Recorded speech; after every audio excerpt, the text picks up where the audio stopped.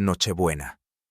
La nieve se deslizaba suavemente por las ventanas escarchadas del restaurante más exclusivo de Boston, donde el champán fluía y las risas resonaban en cada mesa. En todas las mesas, menos en una. En un rincón, una mujer de 72 años estaba sentada sola en su silla de ruedas. Sus pendientes de diamantes destellaban a la luz de las velas y su langosta, sin tocar, se enfriaba lentamente. Eleanor Whitmore había construido un imperio de $3.000 millones. Esa noche, no pudo pagar para que una sola persona compartiera su comida. Sus dedos temblaron al llevarse una servilleta a los ojos, y fue entonces cuando la puerta se abrió de golpe. Jerome Carter, un padre soltero con un abrigo gastado, entró. Se sacudía la nieve de los hombros mientras sostenía la mano de su hija Penny, de 6 años, quien lucía un vestido rojo navideño 2 tallas más grande. La anfitriona se acercó para redirigirlos, pero Penny ya se había quedado inmóvil a mitad de camino, sus ojos fijos en la anciana, por cuyas mejillas rodaban lágrimas. Antes de que Jerome pudiera detenerla, Penny se dirigió directamente a la mesa de la multimillonaria y preguntó suavemente: «¿Por qué llora, señora?». Ninguno de ellos sabía que este único momento cambiaría sus vidas para siempre. El restaurante de Charles había sido la tradición navideña de Eleanor Whitmore durante 43 años, desde que su esposo Robert estaba vivo. Solían reservar la mesa de la esquina junto a la ventana, la que tenía la mejor vista de la nieve cayendo. Pedían la langosta Thermidor, compartían una botella de Chateau Margaux de 1978 y observaban a las familias a su alrededor celebrar, tomados de la mano bajo el mantel de lino blanco. Robert siempre decía que la Navidad no se trataba de los regalos bajo el árbol, sino de la calidez que se podía ver en los ojos de alguien al mirarte. Eleanor nunca comprendió lo que él quería decir hasta que él ya no estuvo. El accidente ocurrió un martes cualquiera que se convirtió en el punto de inflexión de toda su existencia. Un camión de reparto se saltó un semáforo en rojo en Commonwealth Avenue y, en el lapso de 3 segundos, Eleanor perdió a su marido de 39 años y el uso de sus piernas. Los médicos dijeron que tuvo suerte de estar viva, pero, postrada en la cama del hospital con la mitad de su cuerpo negándose a responder a sus órdenes, Eleanor se preguntó de qué tipo de suerte hablaban. La terapia física duró 18 meses. Aprender a desenvolverse en el mundo desde una silla de ruedas llevó más tiempo.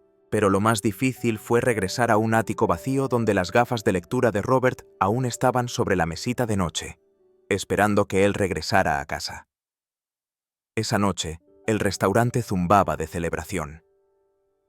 A su izquierda, una joven pareja se daba mutuamente bocados de mousse de chocolate, sus anillos de boda brillando a la luz de las velas. A su derecha, 3 generaciones de una familia chocaban copas y estallaban en risas por un chiste que Eleanor no pudo oír. Detrás de ella, un padre subía a su hija sobre sus hombros para que pudiera tocar la araña de cristal, sus risitas elevándose por encima de la suave música de piano. Dondequiera que miraba, Eleanor veía una conexión. Dondequiera que miraba, veía lo que había perdido. Su hijo James no le había hablado en 11 años.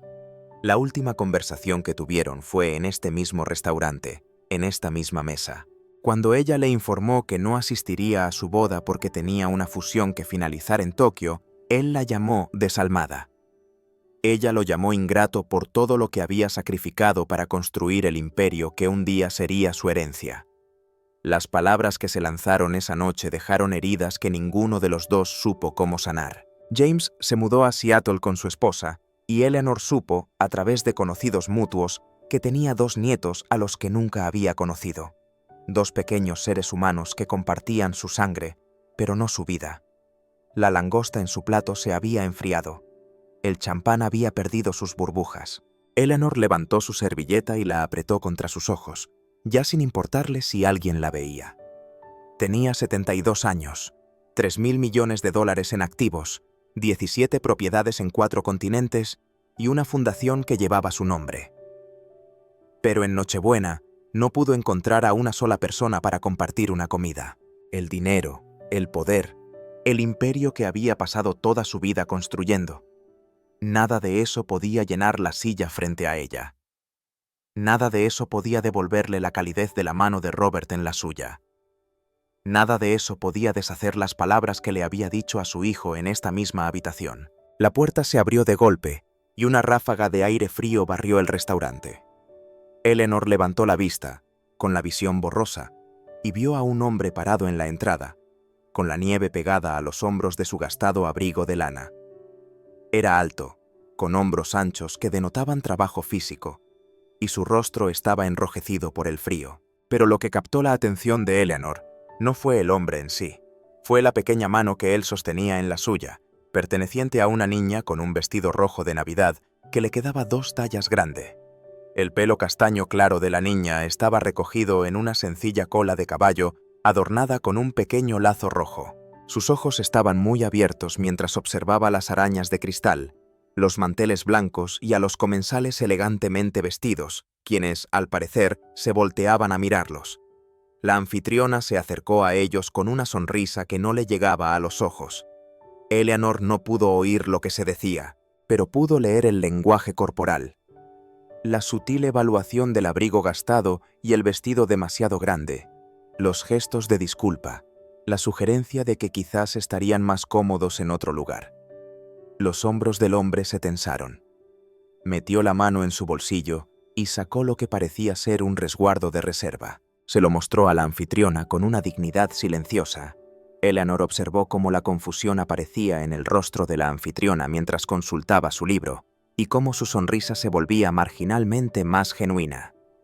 Pero antes de que el hombre pudiera ser llevado a su mesa, la niña se había soltado de su agarre.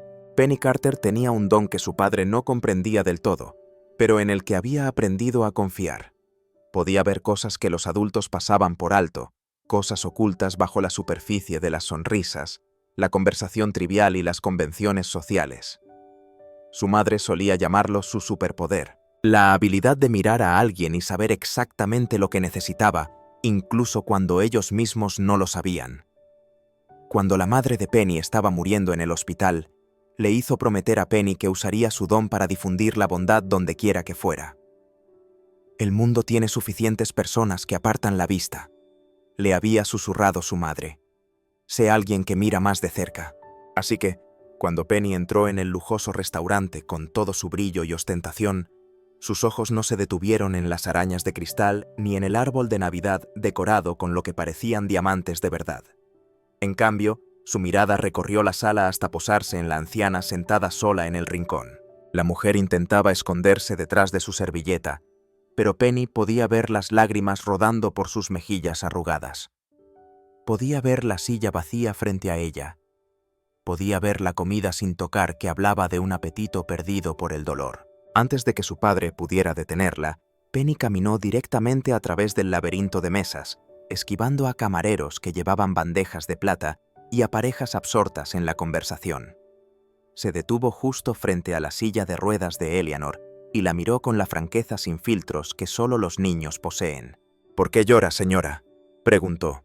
Su voz era suave pero clara, y atravesó el ruido ambiental del restaurante como una campana. Eleanor bajó la servilleta y se encontró mirando un par de ojos brillantes, llenos de genuina preocupación. «Penny».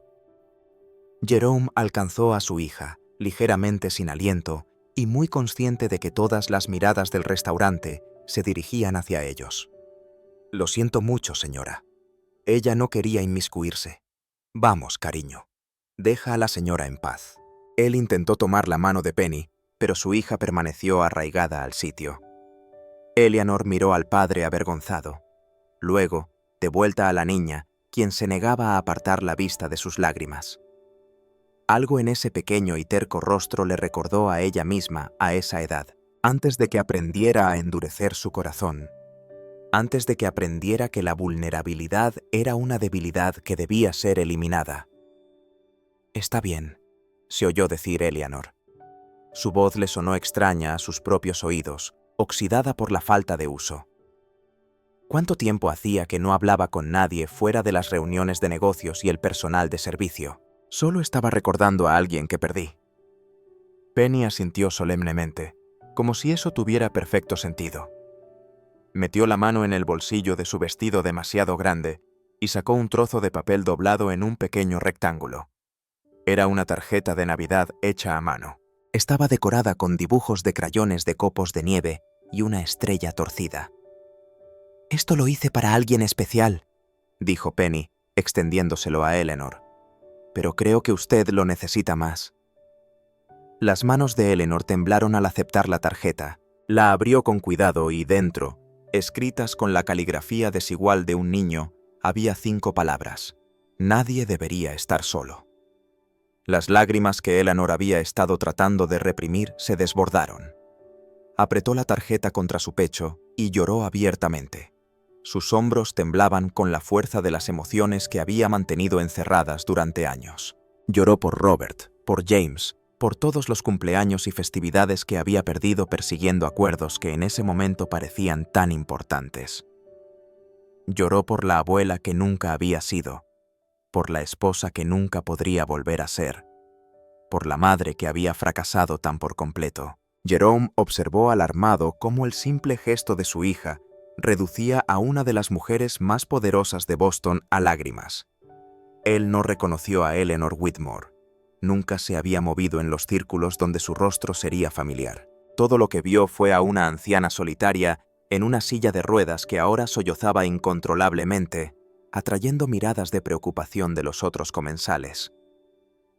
«Señora, lamento de verdad si la hemos molestado», dijo él, colocando una mano protectora sobre el hombro de Penny. «La dejaremos en paz». Eleanor extendió la mano y le agarró la muñeca con una fuerza sorprendente. «Por favor», dijo, su voz quebrándose. «Por favor, no se vayan. Llevo 3 horas sentada sola en esta mesa. ¿Considerarían usted y su hija acompañarme a cenar?» Jerome dudó. Había llevado a Penny al restaurante de Charles como una sorpresa navideña, usando los últimos ahorros para hacer una reserva en el lugar que su madre siempre había soñado visitar. Denise solía recortar fotos del restaurante de revistas, describiendo con vívido detalle los platos que quería probar. Ella quería experimentar la atmósfera del lugar al menos una vez en su vida. Nunca tuvo la oportunidad. El cáncer se la llevó antes de que pudieran permitirse algo más allá de la cafetería del hospital. Pero ahí estaba esta elegante extraña ofreciéndose a compartir su mesa, y algo en sus ojos, una soledad tan profunda que era casi visible, hizo que Jerome reconsiderara su instinto de declinar cortésmente. «Mi nombre es Eleanor», dijo la mujer mientras se acomodaban en las sillas frente a ella. «Y debo disculparme por mi reacción ante la amabilidad de su hija. No suelo ser tan emotiva».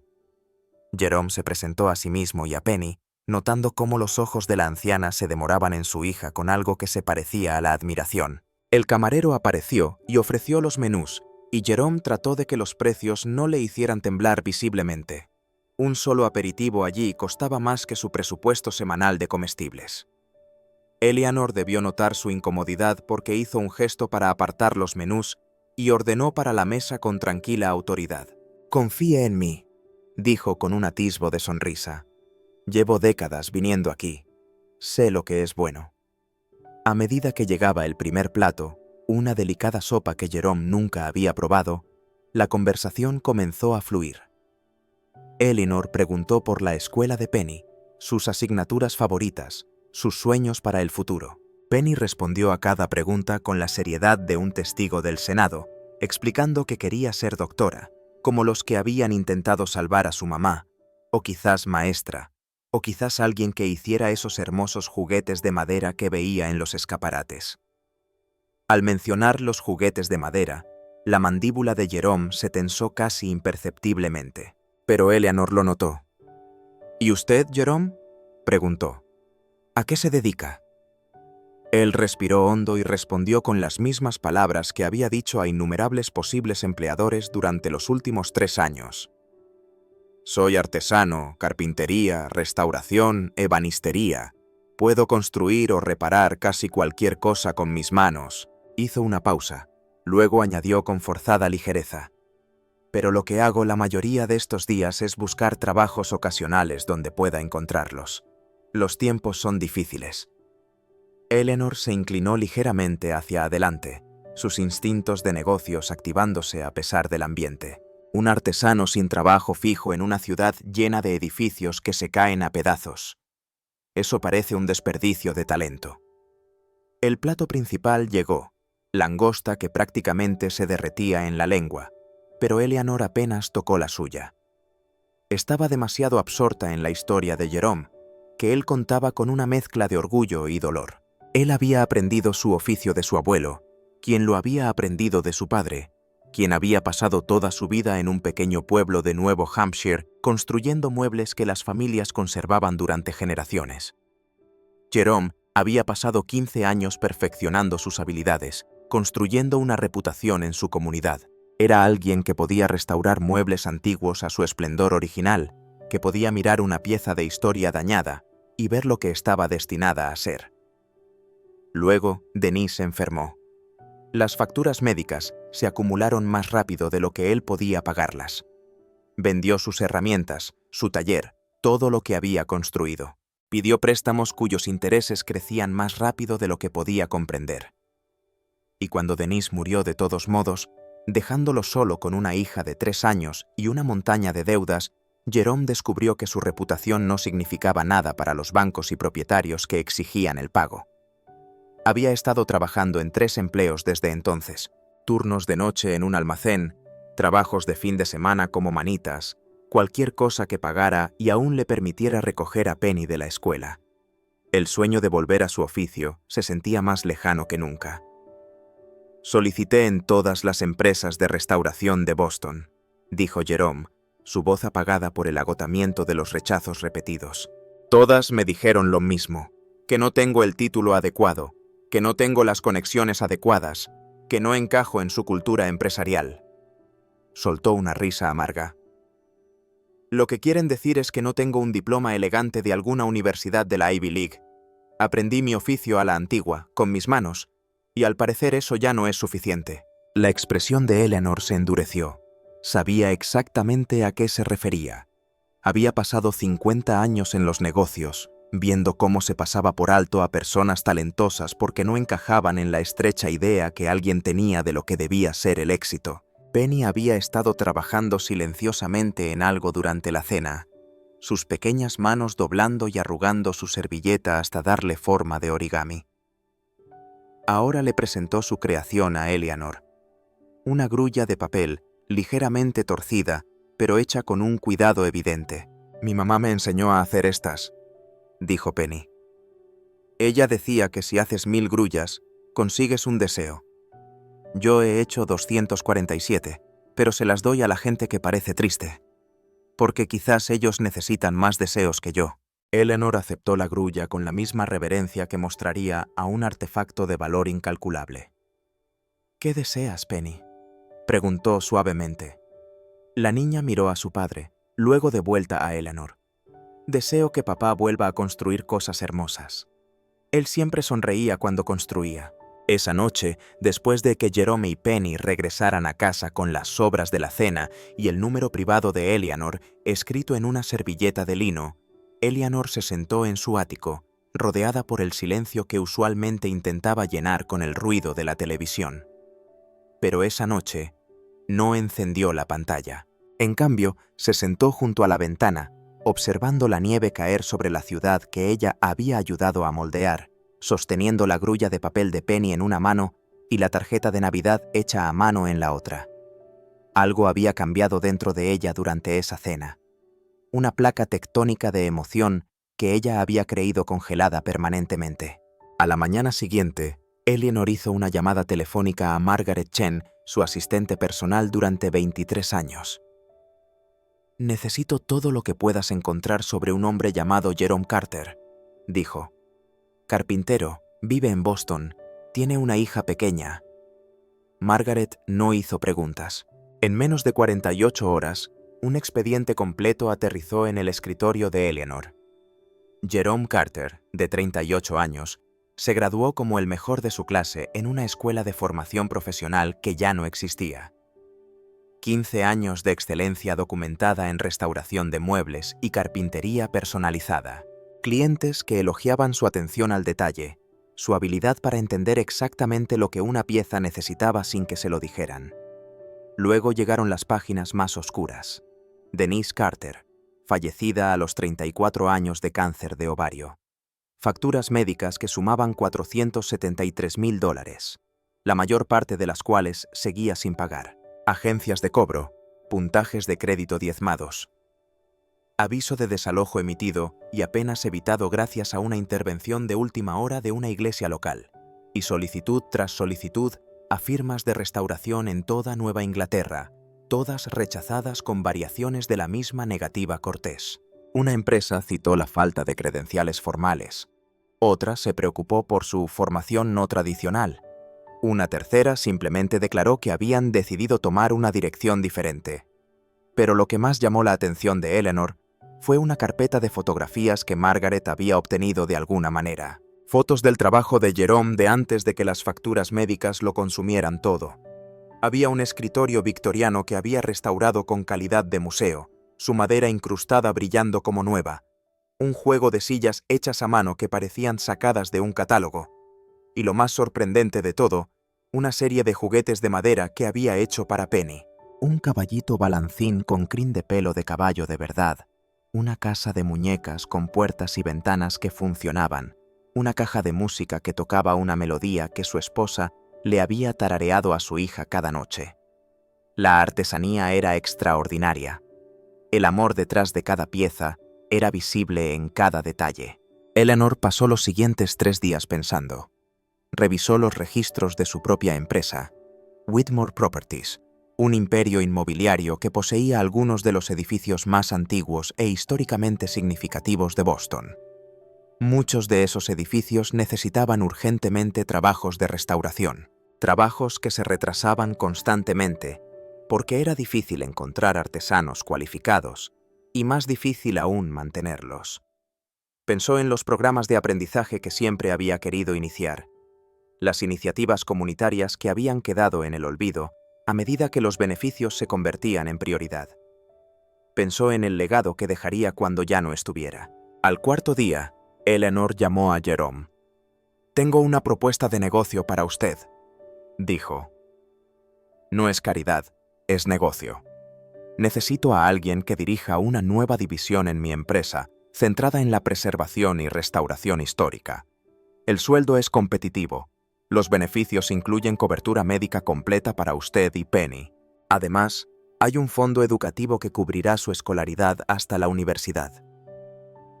El silencio al otro lado de la línea se prolongó tanto que Eleanor pensó que la llamada se había cortado. Cuando Jerome finalmente habló, su voz estaba embargada por la emoción. «Señora Whitmore, aprecio lo que está tratando de hacer, pero no puedo aceptar un puesto que no me he ganado. No seré un caso de caridad para nadie». Eleanor sonrió, aunque Jerome no pudo verla. Había esperado esta respuesta, de hecho, la había deseado. Un hombre que aceptaría una limosna no era el tipo de hombre que quería liderando esta iniciativa. «Permítame ser clara», dijo, su voz adquiriendo la dureza que había intimidado a salas de juntas durante décadas. «Yo no doy caridad, hago inversiones. Y he pasado los últimos 3 días revisando su trabajo, Jerome. El escritorio que restauró para la familia Petton está actualmente valorado en $40.000. Las sillas que construyó para la Sociedad Histórica de Boston están en exposición permanente. Usted no necesita mi ayuda. Lo que yo necesito es su talento». Se reunieron en el ático de Eleanor la semana siguiente. Jerome llegó con su mejor ropa, una chaqueta de traje ligeramente demasiado grande, comprada en mejores tiempos, y una corbata que Penny había elegido porque tenía pequeños martillos. Eleanor notó los detalles con aprecio. Aquí había un hombre que se enorgullecía de su apariencia incluso cuando las circunstancias lo dificultaban, que dejaba que su hija eligiera su corbata porque la alegría de ella importaba más que su dignidad. Ella lo llevó a través del apartamento hasta su oficina privada, donde los planos cubrían todas las superficies. Whitmore Properties posee 37 edificios que están en el Registro Nacional de Lugares Históricos, comenzó Eleanor. La mayoría de ellos están en diversos estados de abandono porque el trabajo de restauración es caro, y los contratistas que realmente saben lo que hacen son raros. Quiero cambiar eso. Quiero crear una división dedicada enteramente a preservar estos edificios, devolviéndoles su gloria original y adaptándolos para el uso moderno. Hizo una pausa, observando el rostro de Jerome mientras estudiaba los planos. Quiero que usted lo dirija, no por lo que pasó en el restaurante, sino porque es la mejor persona para el puesto. Jerome caminó lentamente por la habitación, examinando las fotografías y los planos con ojo experto. Sus dedos trazaron el contorno de una casa adosada de Beacon Hill, construida en 1823. Observó los daños por agua en su cornisa, las reparaciones inapropiadas que se habían hecho a lo largo de los años. «Este edificio», dijo en voz baja, «quienquiera que haya trabajado en él en los años 70 no tenía ni idea de lo que hacía. Usaron el tipo de madera incorrecto para las reparaciones. Se va a pudrir de adentro hacia afuera si alguien no lo arregla correctamente». Los ojos de Eleanor se iluminaron. «Por eso mismo lo necesito. Los contratistas que he contratado pueden seguir instrucciones, pero no pueden ver lo que usted acaba de ver en 30 segundos. Pero Jerome no había terminado de examinar. Se dirigió a otro conjunto de planos. Este mostraba un centro comunitario en Dorchester que había estado tapiado durante años. «¿Y este?», preguntó. La expresión de Eleanor titubeó. «Esa propiedad está programada para demolición. El costo de la restauración excede su valor de mercado». Jerome se volvió para mirarla, sus ojos de repente feroces. «¿Valor de mercado? ¿Se refiere a cuánto dinero puede ganar con ella?». El desafío flotó en el aire entre ellos. Eleanor mantuvo su mirada sin inmutarse. «Sí, a eso me refiero. Convénzame de que estoy equivocada». Lo que siguió fue una conversación de 2 horas que abarcó desde técnicas de construcción hasta el impacto comunitario y el verdadero significado del valor. Jerome argumentó que el valor de un edificio no podía medirse solo en dólares, que el centro comunitario de Dorchester había sido el corazón de su vecindario durante 60 años, antes de que el abandono cerrara sus puertas. Eleanor se opuso, exigiendo números, proyecciones, pruebas de que la restauración tenía sentido financiero. Al final, llegaron a un entendimiento que los sorprendió a ambos. Jerome aceptaría el puesto, pero solo si tenía la autoridad para llevar a cabo proyectos basados tanto en la necesidad de la comunidad como en el potencial de ganancias. Y Eleanor proporcionaría los recursos, pero solo si Jerome aceptaba ser mentor de jóvenes de comunidades desfavorecidas, transmitiendo sus habilidades a una nueva generación. «Hay una condición más», dijo Eleanor mientras se daban la mano. «Quiero que inicie un programa de aprendizaje. Encuentre a jóvenes que le recuerden a usted mismo a esa edad. Talentosos, trabajadores, ignorados. Ofrézcales la oportunidad que nadie le dio a usted». El agarre de Jerome en su mano se apretó. Por un momento, no pudo hablar. El sueño que había enterrado hacía 3 años, el sueño no solo de practicar su oficio, sino de transmitirlo. De repente parecía posible de nuevo. «Señora Whitmore», dijo, «tiene un trato». El anuncio de la nueva división de preservación histórica causó conmoción en Whitmore Properties. Eleanor había construido su empresa sobre la base de riesgos calculados y una cuidadosa selección. Y que ella creara de repente un departamento entero dirigido por un artesano desconocido sin experiencia corporativa parecía completamente fuera de lugar. Los miembros de la junta directiva solicitaron una reunión de emergencia. El director financiero, un hombre llamado Douglas Harrington, quien se había estado posicionando durante años para tomar el relevo cuando Eleanor inevitablemente se retirara, lideró la ofensiva. «Con todo respeto, Eleanor», dijo Douglas, su voz goteando una condescendencia que nada tenía que ver con el respeto. «Este Jerome Carter no tiene un título avanzado, ni experiencia en gestión, ni trayectoria en entornos corporativos. Nuestros accionistas esperan que tomemos decisiones basadas en cualificaciones, no en conexiones personales». Dejó que la implicación quedara en el aire. Eleanor miró alrededor de la sala a los rostros de los miembros de su junta, algunos comprensivos, otros escépticos, algunos abiertamente hostiles. Ella había construido esta empresa desde la nada. Había hecho que cada uno de ellos fuera rico más allá de sus expectativas, y ahora cuestionaban su juicio. Permítanme hablarles de las cualificaciones, dijo Eleanor, su voz tranquila pero audible en cada rincón de la sala. He pasado las últimas 2 semanas revisando nuestros contratos de restauración de los últimos 5 años. ¿Saben lo que encontré? Retrasos, sobrecostos, trabajos que tuvieron que rehacerse porque los contratistas que contratamos, contratistas con impresionantes títulos y currículums brillantes, no sabían la diferencia entre el roble blanco y el roble rojo. Mientras tanto, Jerome Carter tiene un historial documentado de completar proyectos por debajo del presupuesto y antes de lo previsto.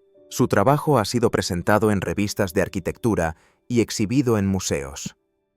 Douglas no estaba dispuesto a ceder. Todo eso está muy bien para proyectos pequeños, pero estamos hablando de una división que manejará millones de dólares en contratos. ¿Cómo sabemos que puede gestionar a esa escala? Eleanor sonrió, pero no había calidez en su sonrisa. De la misma manera que supimos que usted podía gestionar cuando lo ascendí de contable junior hace 20 años, Douglas. Tomé una decisión basada en el potencial. Tenía razón sobre usted, y tengo razón sobre Jerome Carter. Se volvió para dirigirse a toda la junta. Cualquiera que quiera apostar contra mi juicio es bienvenido a presentar su renuncia. De lo contrario, esta discusión está cerrada. El primer día de Jerome en Whitmore Properties fue un ejercicio de resistencia. La oficina cuchicheaba mientras él caminaba por los pasillos. Los asistentes evitaban el contacto visual. Los gerentes de nivel medio encontraban excusas para estar en otro lugar cuando él entraba en una habitación. Douglas Harrington se aseguró de programar reuniones que chocaban con las sesiones de orientación de Jerome, obligándolo a perder presentaciones cruciales. En el almuerzo, Jerome se sentó solo en la cafetería, comiendo un sándwich que había preparado en casa, mientras las mesas de empleados miraban discretamente a cualquier parte menos a él. Pero Jerome había enfrentado cosas peores. Había enterrado a su esposa mientras los acreedores llamaban a su teléfono. Había explicado a su hija por qué la Navidad sería pequeña ese año, y el siguiente, y el siguiente.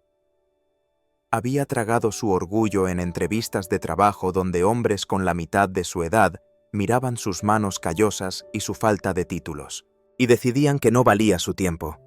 Así que comió su sándwich, revisó sus archivos de proyectos y comenzó a hacer una lista de los edificios que más necesitaban su atención.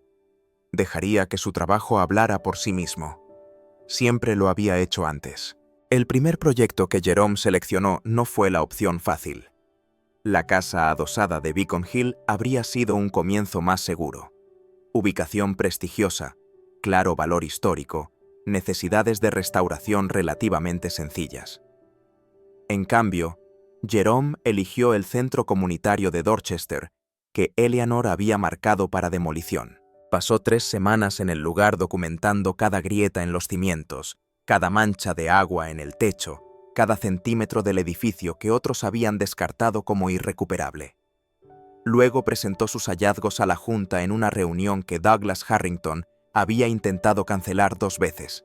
Este edificio fue construido en 1922, comenzó Jerome, su voz firme a pesar de los rostros escépticos alrededor de la mesa. Sirvió como lugar de reunión comunitaria durante 60 años. Aquí se celebraban bodas. Los niños aprendían a leer en estas habitaciones. Cuando el vecindario pasó por momentos difíciles, este era el lugar al que la gente venía en busca de ayuda y esperanza. Hizo clic en la siguiente diapositiva, mostrando el estado actual de deterioro. Lo que ven aquí no es solo daño estructural, es el resultado de una negligencia deliberada. Los propietarios anteriores permitieron que este edificio se deteriorara porque querían una excusa para derribarlo y vender el terreno a los constructores. Douglas interrumpió con un suspiro teatral. Todo esto es muy conmovedor, señor Carter, pero los números no mienten. La restauración costaría $2,3 millones. El valor actual de la propiedad es de $800,000. Eso es una pérdida neta de 1,5 millones. Jerome no se inmutó. Señor Harrington, aprecio su preocupación por los resultados, pero permítame mostrarle lo que realmente dicen los números. Hizo clic en una nueva diapositiva, revelando un desglose detallado de costos que hizo que varios miembros de la Junta se inclinaran hacia adelante en sus asientos. Las estimaciones anteriores se basaban en contratistas que habrían desmantelado el edificio y comenzado desde cero. Yo propongo un enfoque diferente. Una restauración dirigida que preserve los materiales originales siempre que sea posible, combinada con infraestructura moderna oculta dentro de la estructura existente. Mi estimación para este enfoque es de $950,000 y puedo tenerlo hecho en 8 meses en lugar de 18. La sala quedó en silencio. Eleanor observó cómo Douglas balbuceaba en busca de una respuesta. «Esos números son optimistas», finalmente logró decir. «Los creeré cuando los vea». Jerome lo miró a los ojos. Entonces, mire. Durante los siguientes 8 meses, Jerome demostró que todos los escépticos estaban equivocados. Trabajó junto a su equipo, en lugar de dirigir desde una oficina, sus manos tan sucias como las de cualquiera. Encontró proveedores locales que podían proporcionar materiales a una fracción del costo que cobraban los proveedores nacionales. Reclutó a 4 aprendices del vecindario, jóvenes a quienes toda su vida les habían dicho que nunca lograrían nada, y les enseñó habilidades que les servirían durante décadas.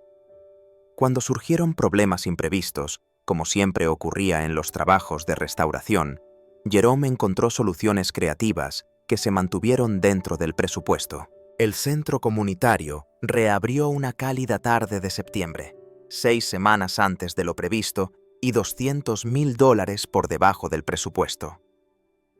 El vecindario acudió en masa, residentes ancianos que recordaban bailar en esos salones hace 50 años, jóvenes familias que habían escuchado historias de sus abuelos, niños que corrían por las habitaciones restauradas con una alegría incontenible. Las noticias locales cubrieron el evento. El alcalde dio un discurso y Jerome se mantuvo en silencio en un rincón, viendo a Penny pasar sus pequeñas manos por el pasamanos de madera que él mismo había tallado. Un pasamanos con el mismo patrón que su abuelo le había enseñado décadas atrás. Pero la mayor innovación de Jerome llegó después de la ceremonia de corte de cinta. Anunció que la división de restauración lanzaría un programa formal de aprendizaje, ofreciendo puestos remunerados a jóvenes de comunidades que habían sido ignoradas por las escuelas de oficios tradicionales. Eran jóvenes pasados por alto por las prácticas de contratación corporativa.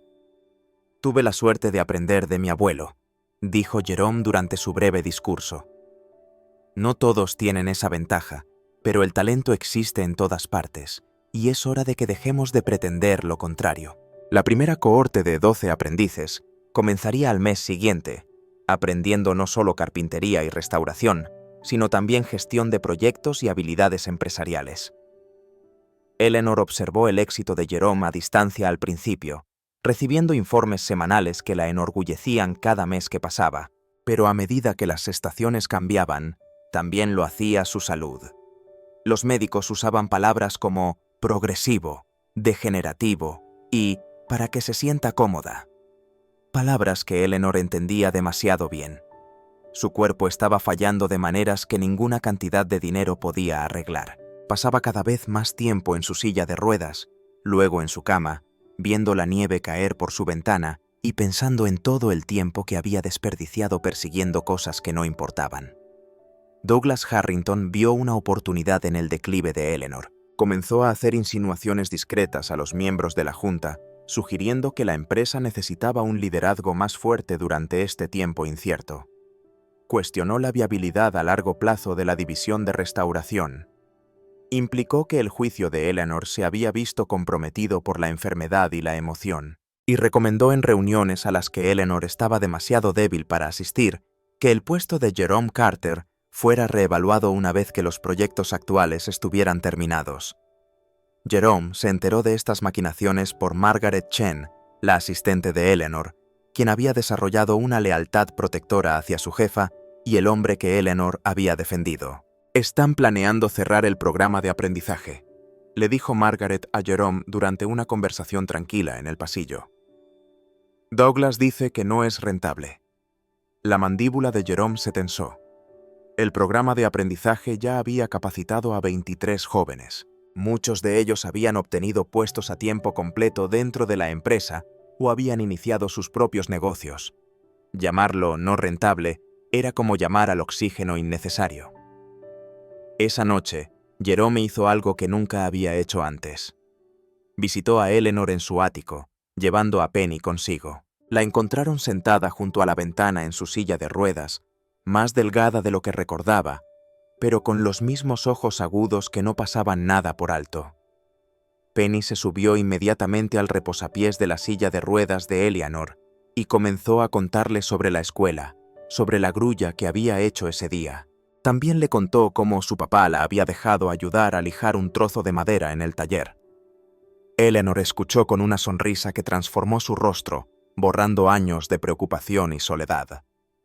«Escucho que Douglas está haciendo movimientos», dijo Eleanor, después de que Penny se quedara dormida en el sofá. Jerome asintió. «No me preocupo por mí.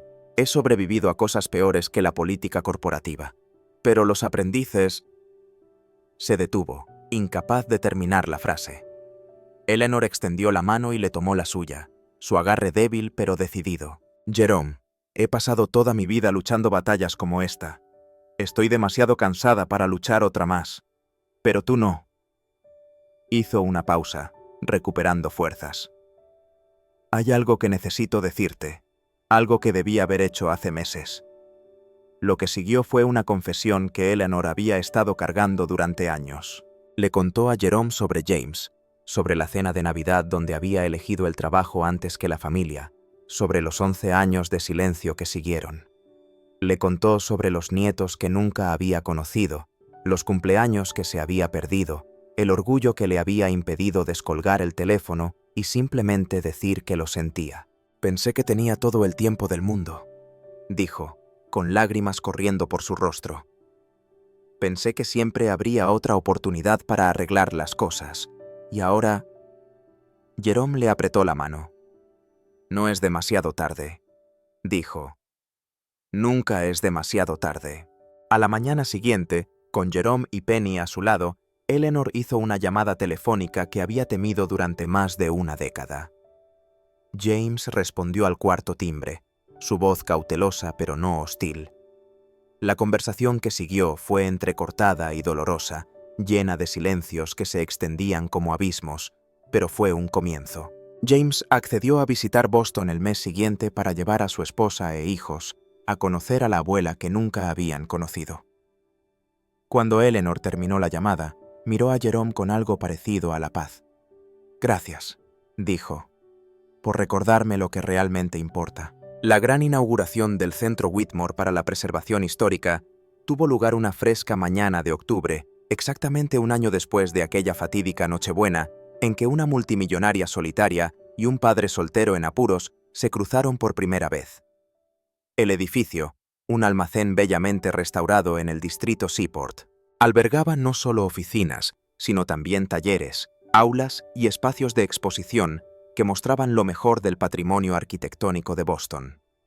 Políticos y líderes empresariales se mezclaron con artesanos y aprendices, todos reunidos para celebrar lo que se había convertido en la iniciativa más comentada de la historia reciente de la ciudad. Jerome se paró en el podio, mirando a una multitud que incluía a sus aprendices, sus colegas y los miembros de la comunidad que lo habían apoyado cuando nadie más lo hizo. Penny se sentó en la primera fila junto a Eleanor, quien había insistido en asistir a pesar de las preocupaciones de su médico. Al lado de Eleanor se sentaron James, su esposa y sus 2 hijos, quienes llamaban a Eleanor abuela con creciente facilidad. La familia que había estado rota se estaba reparando lentamente. Una conversación a la vez, una festividad a la vez. «Cuando llegué a Boston hace 15 años», comenzó Jerome, «tenía el sueño de construir algo que perdurara, algo que siguiera en pie mucho después de que yo me hubiera ido». Hizo una pausa, mirando a Penny, luego a Eleanor, luego a las filas de jóvenes rostros, jóvenes que habían encontrado en este programa una oportunidad que pensaron que nunca recibirían. «Pensé que eso significaba edificios. Me equivoqué. Las cosas que perduran no están hechas de madera y piedra. Están hechas de momentos. momentos de amabilidad, momentos de coraje, momentos en que alguien decide ver el potencial en lugar de las limitaciones. Contó la historia de la Nochebuena, de entrar en un restaurante donde se sentía fuera de lugar, de la terca negativa de su hija a apartar la vista del dolor de otra persona. Habló de la decisión de Eleanor de darle una oportunidad a un extraño, de apostar su reputación por su habilidad cuando nadie más lo haría. Reconoció los obstáculos que habían enfrentado juntos: el escepticismo, el elitismo, el sabotaje silencioso que lo había seguido por cada pasillo corporativo. «Todavía hay gente en esta empresa que cree que no pertenezco aquí», dijo, y una oleada de risas incómodas recorrió la multitud. «Probablemente tengan razón. No encajo en su versión de esta empresa. Pero esta empresa está cambiando, les guste o no». El programa de aprendizaje ya había capacitado a más de 50 jóvenes, un tercio de los cuales habían sido contratados a tiempo completo por Whitmore Properties. La división de restauración había completado 12 proyectos importantes, todos a tiempo y por debajo del presupuesto, revitalizando barrios que habían sido abandonados durante décadas. Más importante aún, Jerome había demostrado que hacer el bien y hacerlo bien no eran mutuamente excluyentes. Demostró que invertir en personas y comunidades podía generar rendimientos que iban mucho más allá del informe de ganancias trimestral. Después de los discursos, el corte de cinta y los recorridos por las nuevas instalaciones, Eleanor pidió a Jerome y Penny que se quedaran. El edificio se había vaciado, dejándolos solo a ellos tres en la sala de exposiciones principal, rodeados de fotografías de la ciudad que estaban trabajando para preservar. Eleanor metió la mano en su bolso y sacó un documento que Jerome reconoció de inmediato: los papeles del Centro Comunitario de Dorchester. «Estoy transfiriendo la propiedad de este edificio a la comunidad», dijo Eleanor. «Les pertenece a ellos. Siempre lo hizo. Solo estoy corrigiendo un error». Jerome tomó los papeles con manos que temblaban ligeramente. Pensó en su abuelo, quien había pasado su vida construyendo muebles en un pequeño taller de Nuevo Hampshire. Pensó en su padre, quien le había transmitido esas habilidades a pesar de trabajar en 2 empleos para llegar a fin de mes. Pensó en Denise, quien había creído en él cuando él dejó de creer en sí mismo. Y pensó en Penny, quien crecería sabiendo que la amabilidad no era una debilidad, que la compasión podía mover montañas, que un solo momento de conexión humana podía cambiar el curso de múltiples vidas. La Navidad llegó de nuevo. Pero este año, la escena en el ático de Eleanor no se parecía en nada a las cenas solitarias de años pasados. El apartamento estaba lleno de ruido y risas, y el caos de los niños corriendo entre las habitaciones. James y su familia habían volado desde Seattle. Jerome y Penny se habían convertido en presencias habituales en la mesa de Eleanor, su presencia ahora tan natural como respirar. Los aprendices del programa habían sido invitados a la cena de Nochebuena, transformando el antes silencioso ático en una celebración que se extendía de una habitación a otra. Eleanor se sentó en su silla de ruedas junto a la ventana, observando la nieve caer sobre la ciudad que ella había ayudado a moldear. Su salud se había estabilizado, los médicos cautelosamente optimistas sobre los meses venideros. Pero incluso si el mañana traía malas noticias, Eleanor sabía que las enfrentaría de manera diferente. Las enfrentaría de manera diferente a como había enfrentado cualquier cosa en sus anteriores 72 años. Ya no estaba sola. Tenía una familia, no solo la que le había tocado por nacimiento, sino la que había elegido, y la que la había elegido a ella. Penny apareció junto a ella, sosteniendo otra grulla de papel. Para entonces, había hecho miles de ellas, regaladas a extraños y amigos por igual, cada una llevando el mismo mensaje de esperanza que le había ofrecido a una anciana que lloraba un año atrás. «Esta es para usted, abuela Eleanor», dijo Penny, colocando la grulla en el regazo de Eleanor. «Papá dice que usted es la razón por la que todo lo bueno nos pasó». Eleanor acercó a la niña, aspirando el aroma de su champú, sintiendo el pequeño corazón latir contra el suyo. «No, cariño», susurró. «Tú eres la razón por la que todo lo bueno me pasó a mí». Afuera, la nieve seguía cayendo sobre Boston, cubriendo las calles y los edificios y el centro comunitario de Dorchester, que se había convertido en un símbolo de lo que era posible cuando las personas elegían la conexión sobre el aislamiento. Adentro, Jerome levantó una copa para brindar por la temporada. Estaba rodeado de rostros que se habían vuelto tan familiares para él como su propio reflejo. El camino por delante no sería fácil. Habría más obstáculos, más escépticos, más momentos en que rendirse parecería la opción racional, pero ninguno de ellos enfrentaría esos desafíos solo. Y en el rincón de la habitación, sobre una pequeña mesa que Jerome había construido con sus propias manos, había una tarjeta de Navidad hecha a mano, decorada con crayones, copos de nieve y una estrella torcida. 5 palabras escritas con la caligrafía desigual de un niño lo habían iniciado todo. Nadie debería estar solo. Esas palabras habían devuelto a una multimillonaria a su familia. Le habían dado una segunda oportunidad a un padre en apuros. Le habían recordado a todos los que las leyeron que la verdadera medida de una vida no era lo que se acumulaba, sino lo que se entregaba. Mientras el reloj marcaba la medianoche y comenzaba el día de Navidad, Eleanor miró a las personas que se habían convertido en su familia, y por primera vez en años no sintió la necesidad de secarse las lágrimas.